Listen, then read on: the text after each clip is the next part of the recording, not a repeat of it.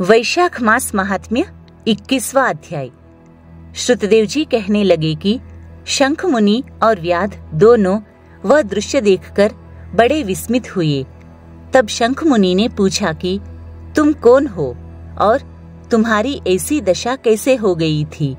हे सौम्य, किस कर्म से तेरी ऐसी शुभ बुद्धि हो गई और अकस्मात तेरी मुक्ति कैसे हो गई?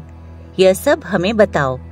शंख मुनि के इस प्रकार पूछने पर वह दंडवत पृथ्वी पर गिरकर सिर झुकाकर हाथ जोड़कर कहने लगा कि मैं प्रयागराज का निवासी कुसीद मुनि का पुत्र, ब्राह्मण, रूपवान, यौवन, विद्या में बढ़ा चढ़ा, बहुत बोलने वाला, धनवान तथा सदा मद से गर्वित रहता था। मेरा नाम रोचन था। आसन, शयन, निद्रा, लोकाचार्य, ब्याज लेना, यही मेरा व्यापार था। मेरी किसी पर श्रद्धा नहीं थी। इसी तरह से मेरा बहुत समय नष्ट हो गया। वैशाख के महीने में जयंत नाम के ब्राह्मण भगवान के प्यारे वैशाख मास के धर्म की कथा सुनाया करते थे। जहाँ चारों वर्ण के हजारों स्त्री पुरुष प्रातः काल स्नान और मधुसूदन भगवान का पूजन कर कथा सुनते थे। मैं उस सभा में पगड़ी पहनकर पान चबाकर वहाँ का कौतुक देखने को जाता था। वहाँ जाकर कभी हंसी कभी निंदा करता था। ऐसे लोक बातों से सब श्रोताओं का मन चलायमान हो जाता था। उसी दोष के कारण मेरी बुद्धि नष्ट हो गई, आयु क्षीण हो गई और 14 मनवंतर तक भयंकर नरक में रहा और 84 लाख योनि भोगकर अब मैं इस विशाल वृक्ष की खोटर में महाक्रूर सर्प की योनि पाकर निवास कर रहा था। हे विप्रर्षि, अपने पूर्व जन्म के कर्मों के फल से 10 सहस्र वर्ष से निराहार निवास कर रहा था कि दैव योग से आपके मुख कमल से निकली कथा को चक्षु गोलक द्वारा सुनने से मेरे सब पाप दूर हो गए और सर्प योनि छोड़कर दिव्य देह धारण कर आपकी शरण में आया हूँ।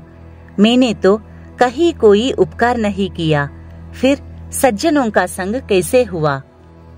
अब आप ही मुझ पर अनुग्रह करो, जिससे धर्म में मेरी बुद्धि हो, सुंदर गति मिले और सच्चरित्र साधु महात्माओं की संगति मिले, विष्णु भगवान में प्रीति हो और उनको कभी ना भूलूं। इस प्रकार अनेकों स्तुति कर, हाथ जोड़कर, सिर झुकाकर वह मुनीश्वर के आगे चुपचाप खड़ा रहा।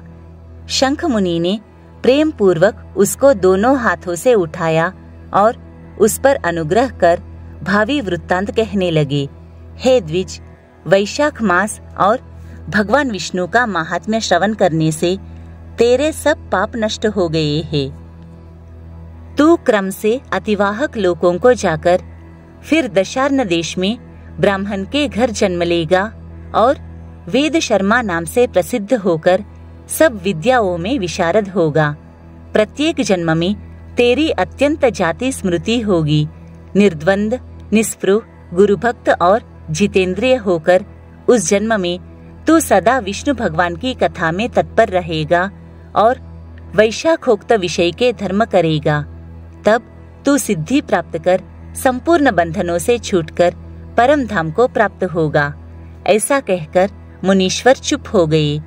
तब व्याध को देखकर वह पुरुष मुनीश्वर से कहने लगा कि आपने मुझ पर बड़ा अनुग्रह किया, जिससे मुझे दुष्ट योनि से मुक्ति मिली और उत्तम गति मिली।